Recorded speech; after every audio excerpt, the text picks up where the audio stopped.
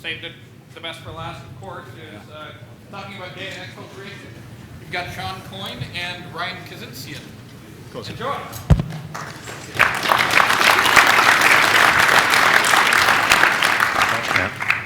How's everybody doing? Good. All right. So welcome to Shmoocon and welcome to the last talk on Saturday. This is The Getaway. We're going to be talking about methods and defenses for data exfiltration. And then heavy drinking afterwards. That's you. All right, quick disclaimer before we start, especially since we're in the DC area. All the stuff we're going to talk to you today that's derived from our investigations are obviously from unclassed environments. If any of you guys are lucky enough to work on the high side, some of this stuff might sound eerily familiar, but again, all of this is from unclassed environments, and we've sanitized or in some cases made minor changes to screenshots and other evidence to protect our clients' confidentiality. Quick overview, we're Mandiant, we do incident response, proactive services, all that stuff. If you have any more questions, ask us afterwards. To introduce myself, Ryan Kazinskian, that's Kazinskian, a principal consultant with Mandiant. I've been in the security field for about 8 or 9 years. I spent 6 or 7 of those focusing on penetration testing, application security, and then for the last 2 or 3 years I've kind of lived and breathed incident response, forensic analysis, and working investigations. I'm an instructor for some law enforcement courses in the Black Hat IR course we teach each year. And last year I led 9 fairly large-scale enterprise-wide investigations related to targeted breaches. And my name is Sean Coyne. It's pronounced Coyne. I've been working for Mandiant for a little over a year. I've been working in the DC area in government and corporate security for a little over 6 years. Came out of Penn State. Hey, all right. We are? Nice. Yeah. Oh man, that's depressing. Ooh. Hey, you guys can spell Ohio. So yeah, I've also done some law enforcement education and do pen test IRs and some forensics. So what are we going to talk about today? We'll give you guys an overview of some of the terms and definitions you need to know that we'll be covering in the talk. We'll go over how data is prepared and staged within the environment by the attackers before they move it out of the network. We're going to emphasize the fundamentals of data exfiltration, the way most data exfiltrations happen, and then we'll look at some more advanced examples of data exfils that Mandiant has seen in the field. So first, exfiltrate. Some people didn't want me to use this word. They wanted to say data theft or data loss. I happen to love the word, and I want to get it added to Microsoft spell check. But exfiltrate's a military term. It means to remove people and materials and personnel from an area that's under enemy control. Generally, this is done covertly or at night or in a way to avoid detection. Same thing is true here in data exfiltration. This is when attackers are on your network, so to them it's hostile territory, and they're trying to get something out covertly and without being noticed. And just to add some color to that, we're going to focus on targeted breach cases. So when we're talking about data theft, we're not talking about smash and grab. We're not talking about script kiddies that just randomly encounter a system and take some stuff on it. We're not talking about employees that have emailed out spreadsheets to everybody. The cases and the methodologies we're covering are long-term occupation and long-term data theft with a lot of strategy and intent behind it. So where does data exfiltration happen? I'll try not to shoot my partner in the face with a laser. Everybody's seen the standard progressive steps of a cyber attack. You've got, the initial compromise, enumeration, and then establishing a foothold and IDing systems. Data exfiltration happens towards the middle end of a cyber incident. So this is after the attacker has already gotten on the network. They've already enumerated the shares and compromised the user accounts and found out what they want. But it's not over yet. Even though the attacker has access to the network, data exfiltration is a key moment when you can stop them before it's too late. So why do we care about data exfiltration? Why not keep focusing on perimeter security and keep focusing on initial compromise like we have been for years? I don't think I need to belabor to this audience why data exfiltration is important. We're working to protect the stuff that an organization works hard to generate. This is, research and development materials or trade secrets. These are the things that a company uses to make the thing or to fulfill their mission and then make money and pay everybody. Another reason why data exfiltration is a key piece of an incident is because that's the moment where you officially have lost the game. It's one thing for an organization to suffer a phishing attack or an attempted breach or actually have a breach, But if they're able to detect it and remediate it, well, then they've won.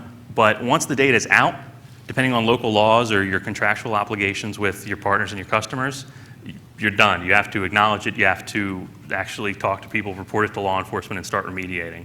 So at that point, you've officially lost. If you're putting all your effort into perimeter security, and then you suffer a data breach, and then you go back and put more effort into perimeter security, it's really going to be too little too late. One other thing to stress is the sexy thing to talk about with breaches is operational control. Like you look at SCADA environments and things like Stuxnet, and of course it's really exciting to talk about the doomsday scenario where bad guys get control of an operational network where like human lives and infrastructure are at stake. But really what we see in the vast majority of cases, even in those in industries involving like the utility sector, is that the attackers, especially those driven by criminal organizations or nation states, are after data and long-term access to that data because there's just so much more value for them in that. When you manipulate and affect operations, you're blowing your spot right there. You're making the operators or the owners of that environment aware that something bad has happened. It's usually far more profitable, regardless of your motivations, to keep a low cover and take data that's of significant value to you or whoever you're working for. The thing about data exfiltration is that it is virtually impossible to gauge what the impact is. Because one, it's difficult to know what was taken, we'll talk about why, but it's also difficult to estimate the value of that. Because in a lot of cases, what is taken is something that hasn't realized its value in the marketplace. So you've got, for example, the actual cost of an R&D effort, but then you've got potential opportunity costs there that are lost whenever you're going to use that to refine a product or come out with something new. The other thing is, not all data is created equal, obviously. So you could have a very large data exfiltration and have stuff that not a huge amount of value taken, but you could have a very small data exfiltration and have it be just a couple trade secrets or just some new source code from the development server and have that be something that has a high impact. So you can't really gauge data exfil and its impact just by sheer amount. But just to give you a quantitative example of how bad data exfil can be, one of the biggest cases, one of the most significant amounts of data that Mandiant incident responders saw this year was a defense contractor who, over the course of several months, had lost over 120 gigabytes of data out of their network. This was done, like I said, over a couple months, in total using 6 different staging sites within the network to move data out. And of course, these aren't, MP3s and movie files. These are documents and databases and straight text. So it takes a lot of data to get up to that amount. Yeah, if you've ever wondered how long it takes to create a 100 gigabyte multi-part RAR set with each part being 2 gigabytes on an average Windows XP workstation, it's about 3 or 4 days. That probably included significant disk thrashing. So pretty interesting to see data in that volume being taken all at once. All right, so now let's talk about prepping and staging. So obviously, it's easier to move anything when it's in a container. If you're moving a lot of small things, it's much easier to move them in some kind of a container. You just wanted to use that picture of the baby in the I box. do love that picture. That's it. I move all my babies in boxes. So, the same is true on a computer network. It is much easier to move and manage one large file than it is to move and manage several smaller files. If you've got some kind of network monitoring in place, several small files are going to create several small entries in whatever kind of logs there are. One large file is only going to create one entry. It's not going to be in bold or underlined because it's over a certain amount of size. Yeah, also in terms of tools, like, if you're using something like RAR or zip, you have to usually transfer a tool over to, if we're talking Windows hosts, to actually do the archiving. But like, you've got makecab built into Windows, and we'll see attackers use makecab all the time, and then they don't even need to take that extra step of moving over an archiving tool. They'll just make cab files and shuttle data out that way. Right. So in a lot of cases, the tools the attackers need are already on the network. Even if they want to bring on their own, there's always going to be makecab because it's part of Windows, and there's typically going to be WinZip or RAR on some admin's computer somewhere. And these file types are going to be pretty common in any network. I don't think there's any production network I go to and I wouldn't find a zip file or RAR file somewhere. And so they're going to escape notice. The other thing is it's impossible to know what's in a RAR file when you've got all these files packaged up and password protected sitting there. So it also helps the attacker kind of keep low key as far as what's being exfiltrated. Next step is staging. So rather than move through the network and every time they find a piece of data they want to send out, just send it out to their drop site immediately, they're going to gather up the files, bring them back to a staging site that they've picked within your network, and start piling up all the data there and get ready to move it off. And do this for a couple reasons. One is management. If you're dealing with a high-level targeted attacker, this isn't a hobby for them, this is their job. They get marching orders from their boss to get certain things. And it's probably not one attacker, it's probably several people. So you've got the same issues that you've got with any small project team in any company. You got to keep everybody on task, you got to keep track of what you've done, what you haven't done already, what you have, what you still need. You got to make sure you're keeping track of what tools that you've put on the network so you can remember to delete them afterwards. So they're going to select a staging server, move all that data there, package it up, and when the time is right, exfil it out of the network. Now, something that surprised me when I was putting this together, I would have just assumed that servers were typically used as staging points within the network. It's not true. As Ryan pointed out to me before, typically what's used as staging sites is workstations. Workstations nowadays, even laptops, have huge hard drives, 250 gigs, 300 gigs. The hard drive in my laptop is 500 gigabytes. It's not even half full. And the largest data exfiltration that Mandiant saw this year was 120 gigs, and that wasn't even all at once. So it's pretty trivial to just find the amount of storage you need somewhere on the network that isn't used up yet. The average user isn't going to notice 10 or 20 gigabytes taken up on his hard drive for a week, as long as he's not getting a hard drive full warning. Yeah, average users don't know what the hell's going on their endpoints. I mean, they just don't notice. In an enterprise environment, users don't know what's going on in their workstations other than it's kind of slow or slower than normal. I didn't get to go to Shmoocon last year because of the storm, but I think 2 years ago, there was a presentation on something like they're attacking our workstations, or they're attacking my users, but it focused on workstation attack over servers being targeted, and it's absolutely true based on what we're seeing, and we have one of our examples covers that.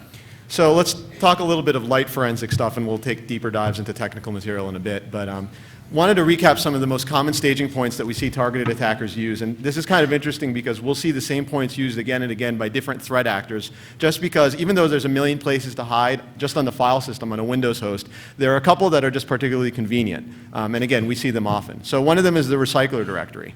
The recycler directory is where your recycle bin lives, except it doesn't live in the root recycler directory. It actually lives in subdirectories, each of which are mapped to a user SID. So in a Windows system, if you have 3 users on that box, you have 3 different SIDs, their recycle bin actually maps to a subfolder in each of those. So the recycler root directory actually should never have anything in it. There's no reason for that to ever happen.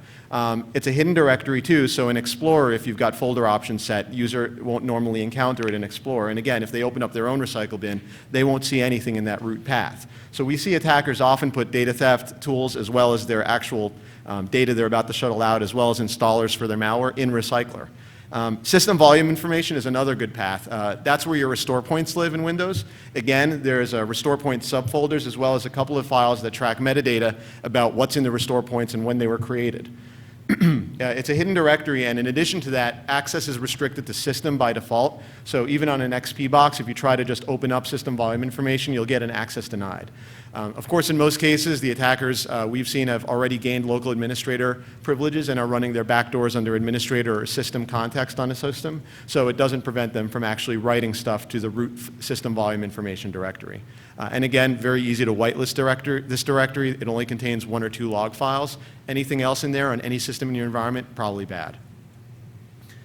Tasks folder is another one, another special folder. Windows actually displays this one differently in Explorer. It won't show you files in there. There's actually 2, sa.dat, desktop.ini, and then every time you create a scheduled job in Windows, a .job file gets dropped into that tasks folder. That's actually all you would see in Explorer. Again, good point that attackers like to use to hide things. And then, yeah, there's countless other hiding spots. Again, the important thing is that they tend to be very consistent in this, regardless of what tools or malware or data that they're staging. It's always just helpful to put things in the same spot. If you've ever done a pen test across an enterprise and you've adopted a sort of consistent methodology, you know exactly what we're talking about. Users don't notice what's going on, and of course, these examples are actually kind of tweaked to XP. Even though things are in slightly different locations in Vista and 7, the majority of enterprises where we're working cases are primarily still XP only, just because big organizations take a long time to upgrade. One other quick example of things that attackers do to play around with data as they're staging it. Obviously, file extensions are completely meaningless when you're dealing with archiving tools. You know, it's just going to look at the file headers to determine whether it's the valid archive type or not. This was a case, and this is an actual sequence of events taken from a case I worked earlier last year where the attacker was in the environment for a couple of months. The victim got tipped off to what they were doing, and as part of their remediation and response efforts, they created a rule in HIPS so that every time a RAR file was created on an endpoint, it would actually alert and block it. So you can see what happened on host victim 1 over there is, yeah, I got a pointer. The first time the attacker tries to create a RAR file and it's blocked by the access protection rule, and then the attacker looks like they mounted the network drive to Z and they try again and it's blocked. And then they try again with a different RAR file, which seems to be multi-part, and it gets blocked as well. So then they hang out and probably figure out what the hell's going on over the next 45 minutes and then come back at like 9:15 on a different victim that they also had a backdoor on in the environment. And you can see all they did is they create the RAR file in a different path. Instead of in add-ins, they create it in recycler, and they just drop the .rar extension. And because the EPO rule was created to be that specific, to just look for files with that extension, it worked. They realized the file could be created, and then they moved on. Yeah. So this just goes to show how a lot of security products out there are targeted at basically keeping users from doing things that are stupid and not targeted against a sophisticated attacker and defeating them. This isn't all bad, right? I mean, if you set this rule up, at least you have this first alert, and as long as you've got someone diligent enough to catch this sort of thing, even though the attacker was successful at creating the RAR file without the extension, you've got a window of opportunity to maybe catch them before they get any further. But it's still kind of funny how this one-off solution totally fails. All right, so let's go through the basics again. You've got your attacker. Somehow a machine on the organization's network gets compromised. So either it's typically phishing email, maybe it's a USB drop, maybe a slicko day, whatever it is, somebody clicks on something they shouldn't have, and now there's a backdoor into your organization. Just assume that's going to happen. Build your defenses around assuming that's going to happen. From there, the attacker is able to compromise every account that's on this machine. So if local admin's on there and it's got the same password as local admin for all the other computers, that's that. From there, he's moving out to other servers, other workstations within the victim organization's network. So he's enumerating shares, doing net use commands, moving out, finding out where the important data is, dropping other malware, compromising other accounts that he can use to maintain persistence. He can use as backup access in case his primary access is cut off.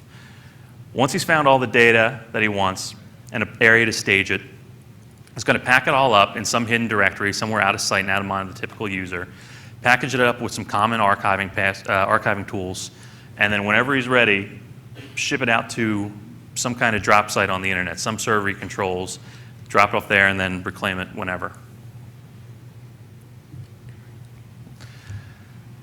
So a couple things, getting a double mic. So a couple things to keep in mind. Whatever is common on your network as far as traffic is what the attacker will probably use to move data over. For the attacker, it's all about blending in and going unnoticed. So he's going to use that against you. So if you don't have a network baseline that you can work from to establish what's out of character or what's a surge in traffic or what's unusual, nothing's ever going to be able to stand out to you because he's going to be using the most common type of traffic pattern, or the most common type of traffic and protocols that go over the network. So the simplest stuff works best. Even though we're going to go over advanced case studies, focus on the simple stuff that we've covered already. Yeah, for all the really cool, like high-end data theft techniques you may hear about, like we're going to encapsulate data in like DNS lookups and send it out like a couple of bytes at a time. We're going to use ADS and do all this stuff. Yeah, in reality, like HTTPS outbound traffic and even outbound FTP is 99% of what occurs and what works. Yeah. When I was putting this talk together, I talked to one of our malware guys named Kyle, and we were talking about this case and that case, and he said, you know, we don't see a lot of crazy, slick, over-engineered data exfil examples because there aren't that many, because attackers aren't being challenged that way. So the simple stuff works, so it's what you'll see most often. Another thing is if you're working in IR, if you work in an organization that gets a breach, if you see a data exfiltration, even after the fact, of course, you're going to block that IP and keep anything from connecting out to it. But don't think for a second that that means you've won the fight. Typically, the drop site that they're sending data out to will be separate from the command and control server. The attackers don't want to intermingle these two because they don't want cross-contamination if one is detected. So just because you blocked one, don't think that keep your eyes open for something else, because you're definitely got a bigger fight on your hands. The other thing is, attackers, based on how they go about data exfiltration, will generally fall into two groups. And based on which group they fall into, we can make inferences about how the attackers work. First group will grab everything but the kitchen sink. If they're looking for a needle in a haystack, they're going to take the whole haystack and they'll sort it out later. So they're going to run xcopy, copy and pack up entire directories, move hundreds of gigabytes off the network. What this tells us is that this group has got in, maybe they're not 100% clear on what they're looking for, but they've got the manpower behind them in terms of an intelligence analysis operation to sort through all that data. The second group, and this is generally when we see these attackers are more sophisticated, are more the pick and choosers.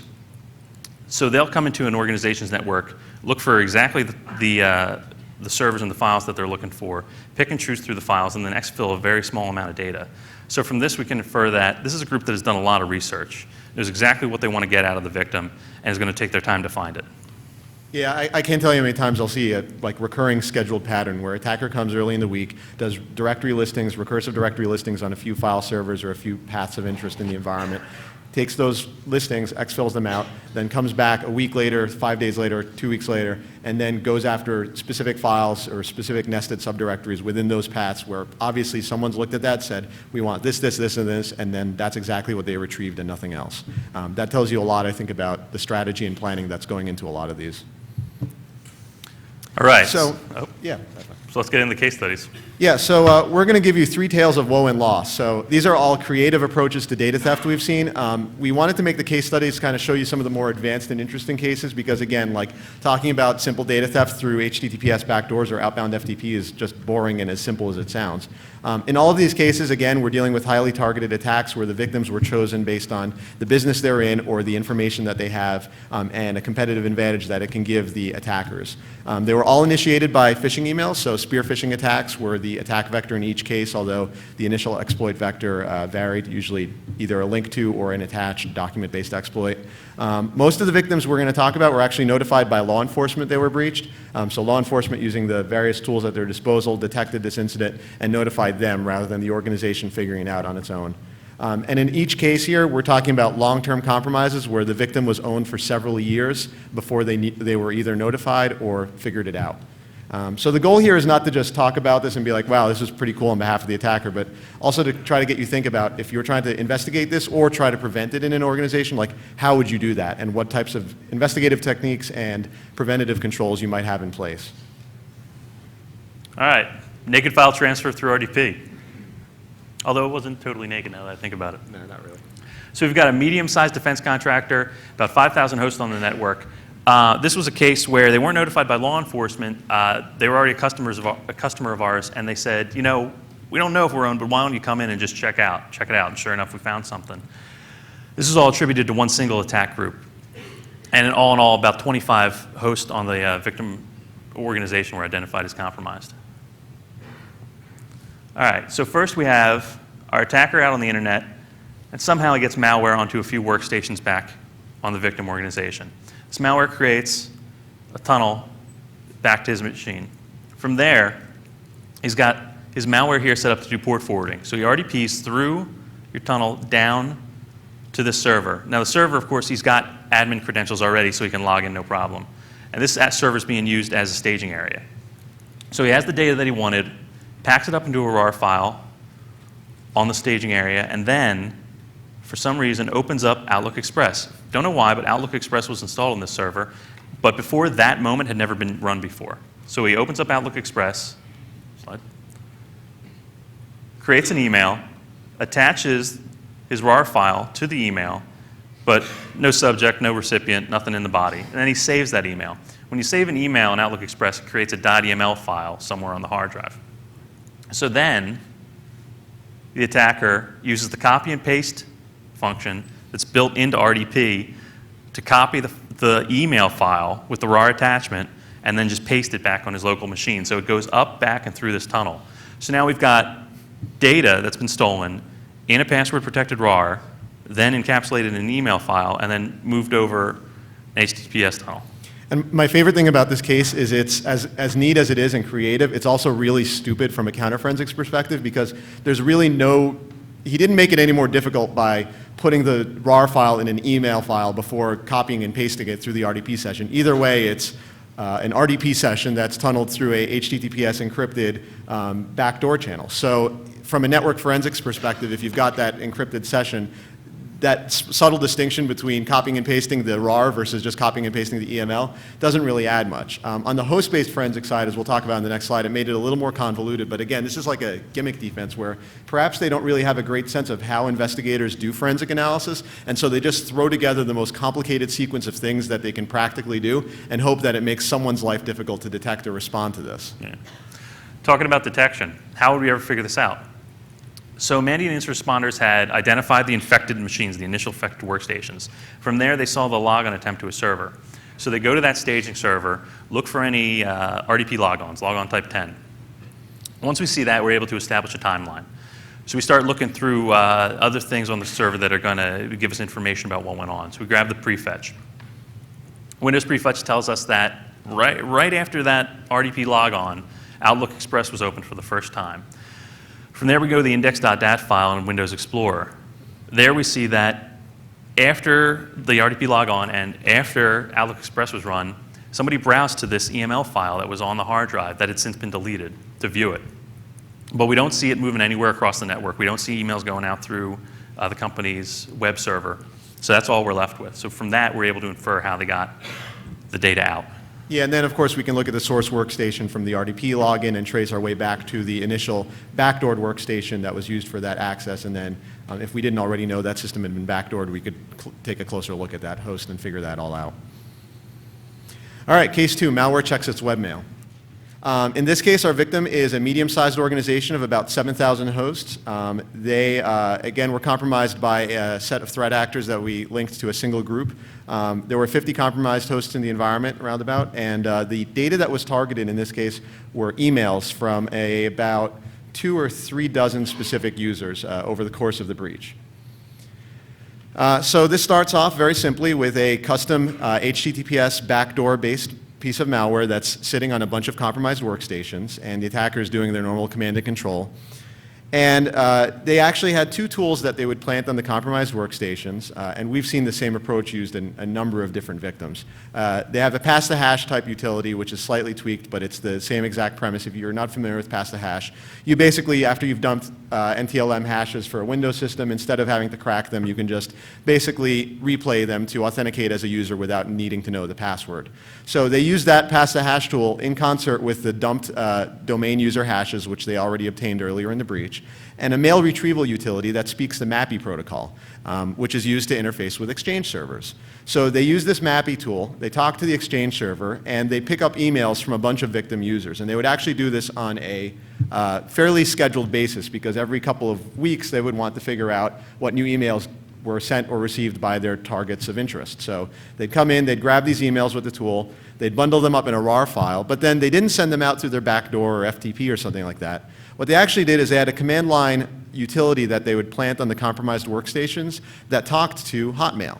And what it would do is they'd give it on the command line a username and password to log into, and they would specify the RAR as a file attachment. And it actually would establish a HTTPS session to Hotmail. It wouldn't talk to it over POP or IMAP like you might expect a hack your own like mail client to do.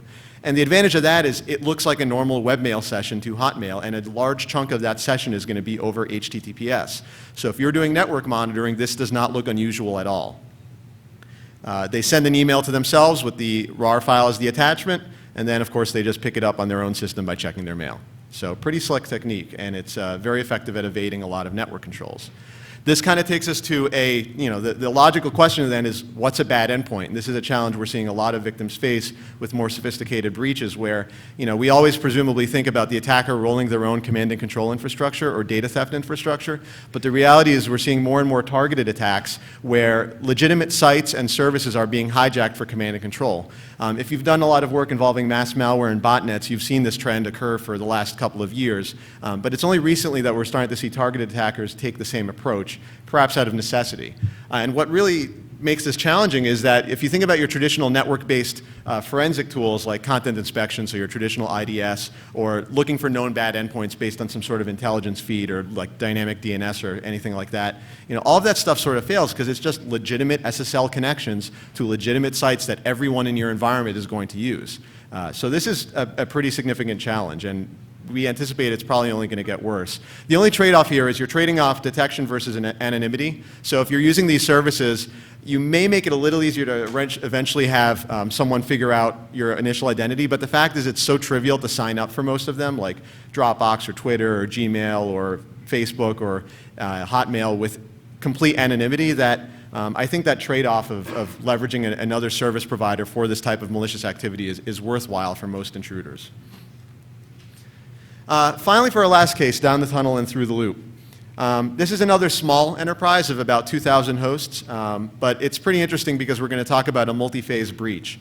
The attacker activity was attributed to one group, yet again, but they had a lot of compromised hosts, over 150, which is unusually large, but we'll talk about why the attacker did that in a second.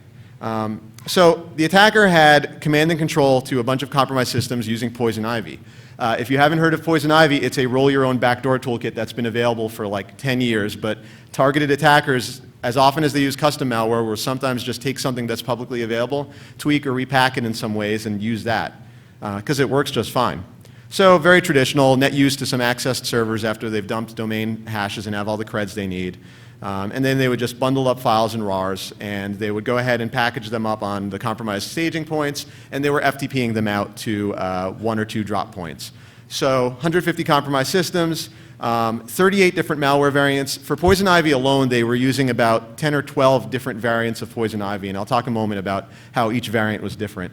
They had about 20 command and control and staging point or external staging point IPs, and they were stealing data via 2 GB multi-part RARs, which is kind of funny because if you miss one part of an encrypted multi-part RAR set where each part is 2 gig, you've just wasted a lot of time losing quite a bit of data, but I guess it worked out for them. So to talk a little bit more about the malware, so obviously every variation of Poison Ivy on these systems was different in terms of the MD5 hash. File size and file names varied. Some of them were packed, some of them were not. The ones that were packed, half of them had custom packers, half of them were using common stuff you'd see all over the place.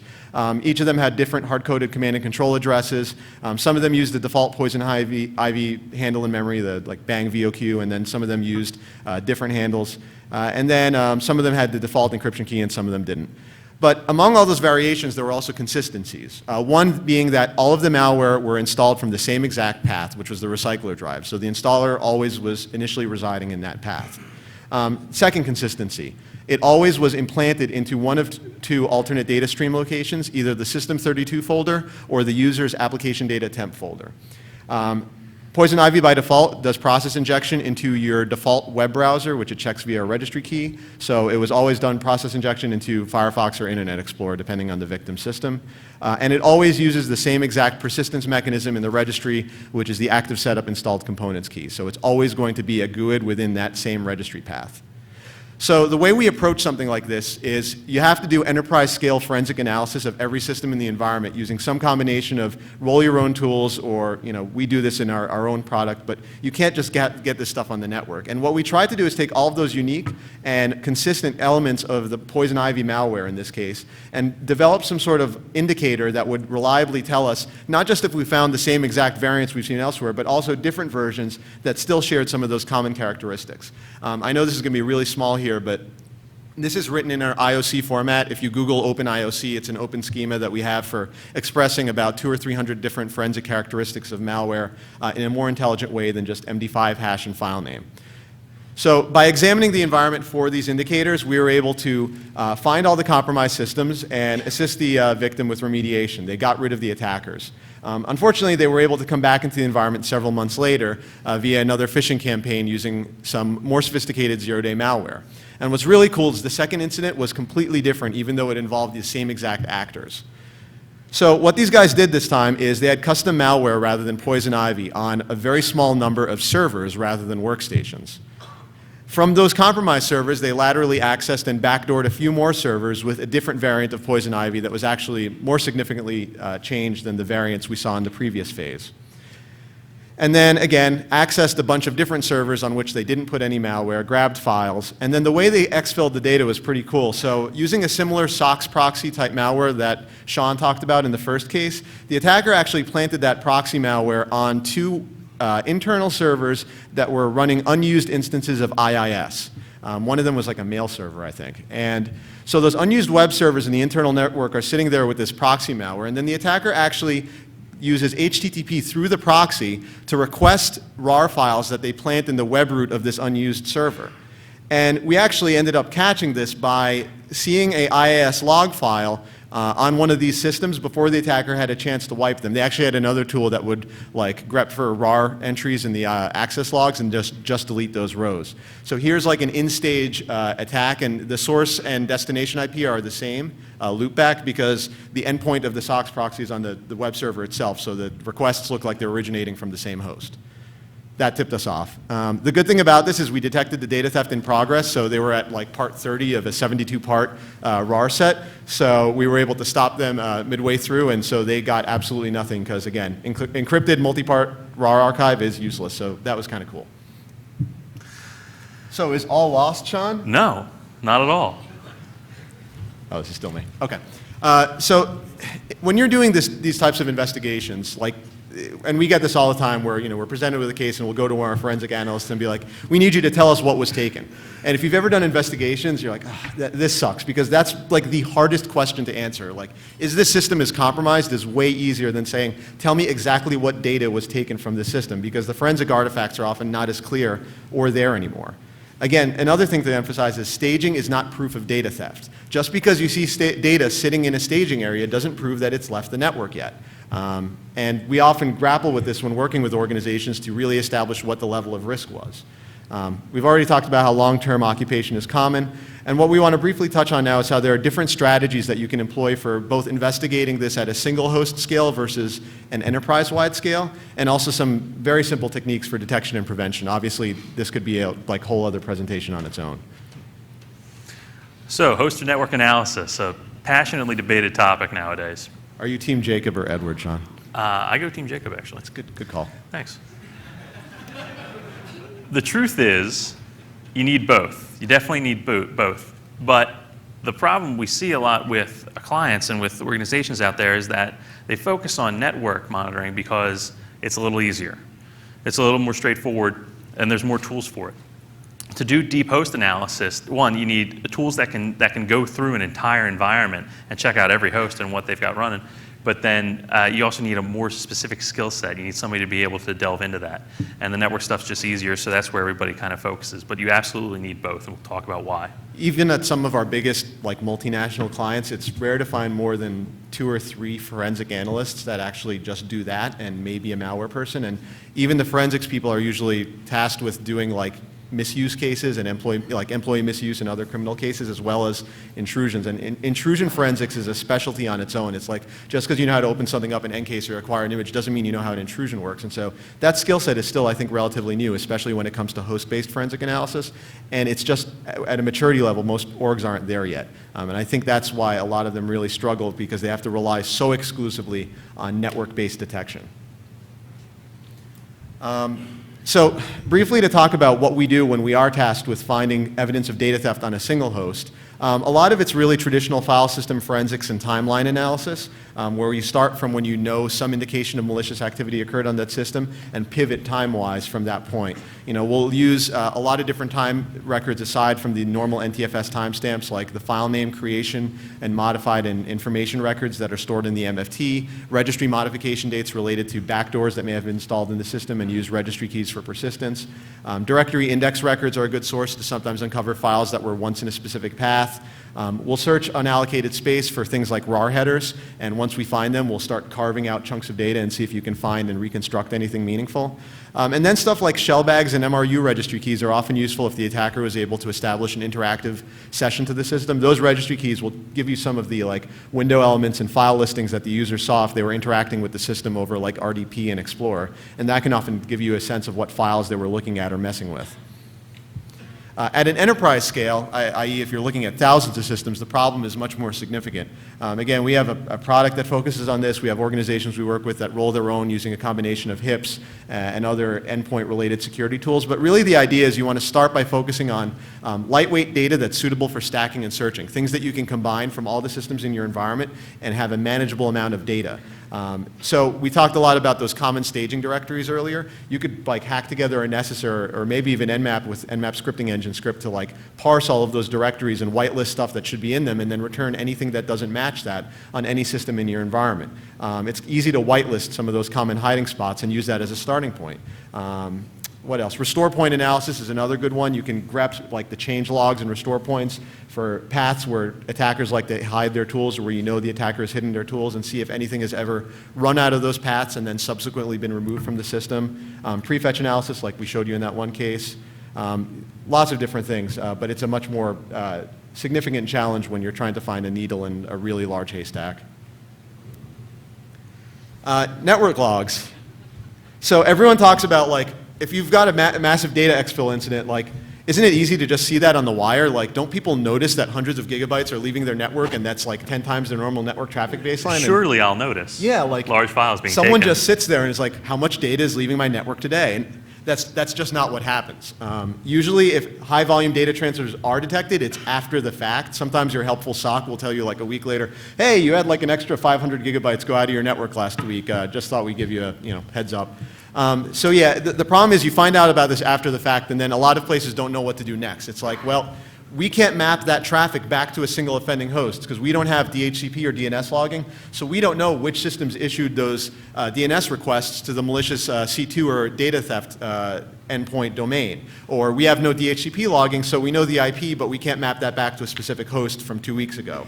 Or we don't retain our web proxy logs for long enough, even though it was over HTTP. Yeah, clients I've had over the last 6 years, when it came to logging, the word of the day was compliance. So as far as keeping logs, as far as putting logs of what they were taking log information from, depending on if they had to be compliant with the HIPs or some government standard or whatever it was, that was their retention policy. So if it was 30 days, it was 30 days. If it was 90 days, it was 90 days, and that's how much logs they had, and that was it. Yeah, and we're not going to pretend that anyone has the resources to just sit and look at logs all day throughout the enterprise, from like login events and network logs and firewall logs. We know that, but there's so much storage available, and it's so cheap that just setting your retention targets to a 6-year or 1-year period, just so you have that for post-incident analysis when you do have more information to mine through, is incredibly valuable, and that's one of the things we always try to get people to do, because it's like, the storage doesn't cost anything, and it just helps you so much as an investigator when you have that backlog. Yeah, and stream it off of the systems that are doing the logging, like the one case Ryan talked about, as if through the tunnel and down the tunnel and through the loop, as if it wasn't bad enough that they were doing it in such a way as to confuse the logs. The fact they had a scrubber running through deleting all the RAR entries makes it that much harder. So stream them off and store them somewhere else to be analyzed. So one thing I found some organizations to be successful with is to focus their net flow analysis detection efforts on looking at internal traffic flows. This is, of course, easier if you have a well-segmented internal network, but if you get to that point, it's a lot easier to detect what is anomalous versus normal within your environment. For example, your average user workstation is probably not moving tens of gigabytes of data from every file server in your environment. They're probably only talking to the file server where their home directory is mapped. You can build profiles of traffic like that much more effectively than try to guess and anticipate all the different endpoints and endpoint protocols that an attacker might use to send data out of your environment. So this is about detecting the data theft before it gets to the staging point, or shortly after it gets to the staging point within your environment, and cutting its head off there. So here's the thing. Doing an investigation, just looking at network logs or just looking at, we found one infected machine, so we did that, or just capturing one log entry where they tried to exfil data to this drop site and we blocked that and then we found the machine that was doing it and we rebuilt it, so problem solved. That's not going to work. If you find malware on one system or you find one system doing data exfil out to a drop site, it's like seeing a cockroach or a mouse in your apartment. You only see one, but you can bet there's plenty more in the walls. So you're seeing one piece of a much larger problem. And you have to, we as an industry have to do a better job of convincing either the CTOs and CIOs that we work for or clients of that fact. So once an investigation begins, you got to let it lead you through the loop. It's got to be It's got to be host-wide forensics, looking for evidence that you already have, and then identifying infected machines, and then doing log correlation, and then find malware on those infected machines and get the malware analyzed, and then use the new pieces of information that you use from that to sweep back through the enterprise again. In a loop basically until you've uncovered the full scope of the picture. And that feedback loop is really hard to pull off because it requires a ton of coordination and effort and planning. It's very rare to find that anyone can do this right the first time because your ArcSight team or your whatever SIM tool you're using may not necessarily be able to feed data to your malware analysts that they can use to create actionable intelligence and indicators that your forensic team can then use to analyze the systems in their bucket, and then your network monitoring teams or your host-based analysis teams can use to sweep the environment. That's a lot of feedback and communication, and it's what you need to really approach this problem at an enterprise scale, but it's no small task. A couple things we can do to make environments more resistant to data exfil and to the attackers in general. First and foremost, make it harder for them to move throughout the network once they've got in. Assume the attackers are going to get in. They're persistent, they don't have anything else to do, this is their job. Somebody's going to click on an email, somebody's going to download some kind of attachment they shouldn't. At least make it more difficult for them. Too many organizations just have a flat Windows network, not enough people doing domains and virtual LANs and segmenting properly and using internal firewalls. So separate the host from the rest of the workstation. Separate the sales guys from the development guys. The other thing is, don't give everybody the same local admin password. I understand it's difficult for IT to manage every workstation that they got to take care of if they all have different local admins. So at the very least, put the local admin passwords in groups of workstations, segment them that way. So at least once the attacker compromises one, there's a limited number of hosts that he can then jump to. So, Yeah, the thing is, this is all like architecture 101, but no one still does it. It obviously takes a little more effort. You don't have to physically segment everything. Virtual segmentation via host-based firewalls can get you part of the way. But really, you have to design your Windows environment, and we're focusing a lot on Windows because that's almost always the initial entry vector into whatever the attackers ultimately get into. But you have to design your Windows network around the fact that assume domain admin is going to be popped. Assume the attacker is always going to get local admin on a compromised user system and is always going to escalate that to domain admin in your environment. And design around that worst case where you're not relying on Active Directory and NTFS permissions to protect everything and segment everything. You're assuming the worst case that they do have that elevated level of privileges and you're containing and detecting them via other controls. Another thing, like Ryan mentioned, you got to get a network baseline. You got to get some kind of a feel for what is typical usage on your network. So then you can see what's standing out. If you got the network properly segmented, then you can get even more specific network baselines for each slice of the network. So if you suddenly see a surge in traffic coming out of the development side of that house when there isn't normally that much traffic, you know something's up. And most importantly, do not panic. When you're dealing with a customer, when you're dealing with your boss, a lot of times victim organizations' knee-jerk reaction is to clean it up fast, keep it quiet, and we just want to move on with business. We don't even want to acknowledge the scope of the problem. You got to keep everybody calm and stay on the same page. Emphasize that whatever they've initially detected something in the network logs or one infected machine, it's one piece of a bigger problem. If you go off and just try to treat that symptom without striking at the root of the problem, it's going to become a game of whack-a-mole. Because the attackers are going to clue onto the fact that you're onto them. They're going to change up their tactics, and they're going to be there for a while. So then the IT staff's going to be running around for the next couple months or years, constantly dealing with it, doing a piecemeal response, and they're never going to properly clean it up.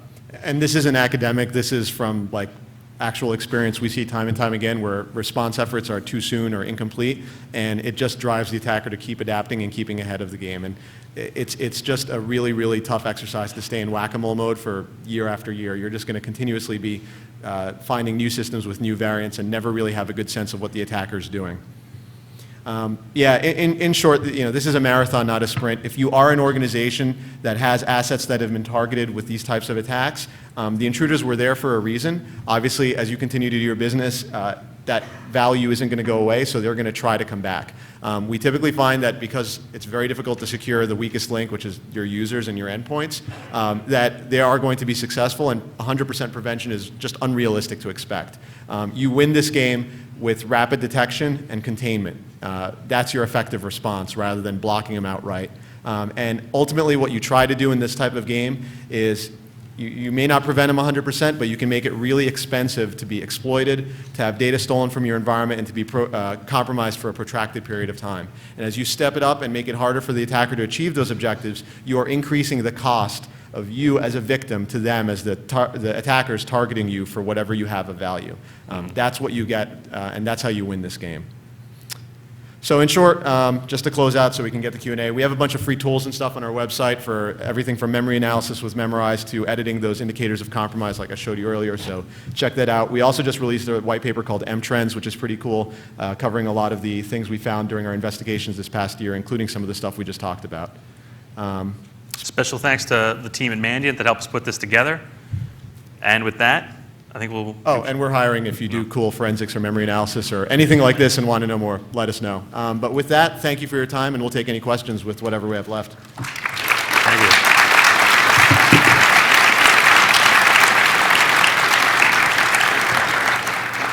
Thank you very much. Thanks. Yeah, question.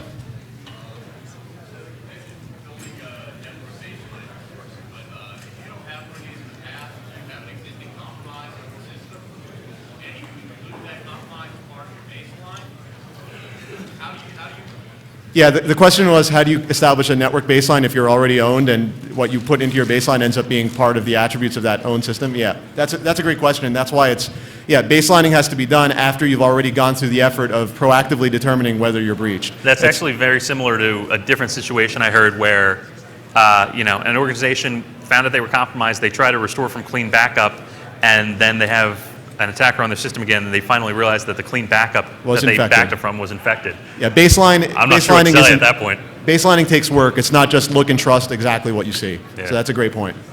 Yeah, question.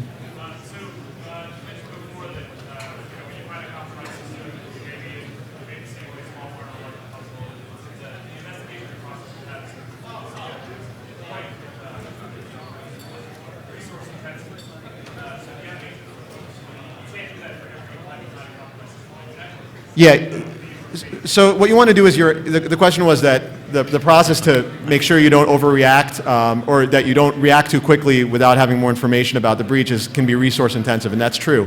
The initial response effort needs to be basically your litmus test for whether this looks like internet weather, random malware encounter, a guy went to porn site and got owned by something on there versus something that smells a little different. And I think getting that intuitive sense just takes experience. It can start with live response analysis of volatile data rather than imaging the system, but you really want to take that step-by-step approach and actually have a procedure in place so that you don't run off and start deleting and yanking things off the network until you've gone through that initial steps of due diligence. It's intensive, especially if you're inventing it as you do it. If your organization has a procedure in place, you have some idea what you're doing, you know exactly what you're looking for, it can be a lot easier.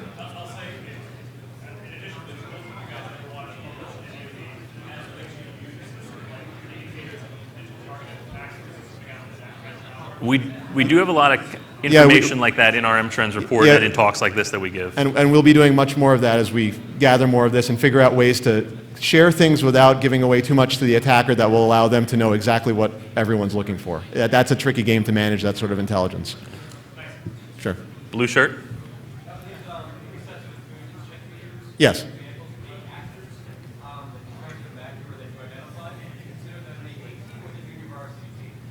Depends, a little bit of both. I think so the question is, will we consider the actors that committed the 3 cases we talked about, the A team or the junior varsity team? I would say that the email case study where they were stealing data is like the junior varsity team, and the one with the RDP stuff was like B team on where A is best and like C or D is worse. None of them are like A, top of the line, but even being in the junior varsity team doesn't mean you're not successful. Like we see some of the less sophisticated targeted attackers be just as successful as the ones that are like ultra ninja. Like we said, data exfil doesn't really indicate the level of sophistication. It's just one piece. But talk to us after. It's frustrating how it's just still so easy at most organizations to pull this off. Question right there. How savvy do you think the attackers are as far as like operational security goes? You say they use like raw passwords and stuff like that. Do you see the same ones over and over again? Yes. That's a good password. Yeah, we do see a lot of them. Their operational security is often way poorer than you'd expect for what they're pulling off and how much they're taking.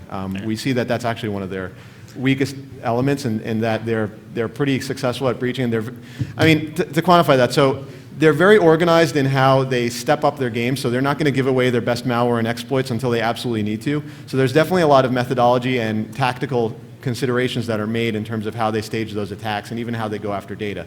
But oftentimes, yes, they reuse RAR passwords, they reuse exactly the same malware with exactly the same MD5 hash in some limited circumstances at multiple victims. Yeah. Sometimes they do make really simple, stupid mistakes.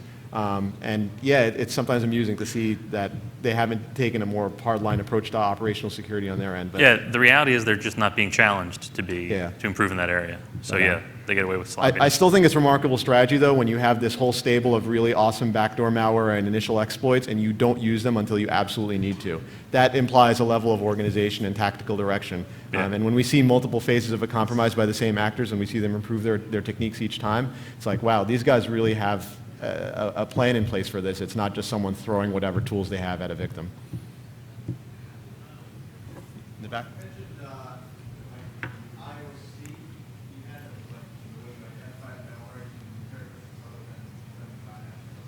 Mm-hmm.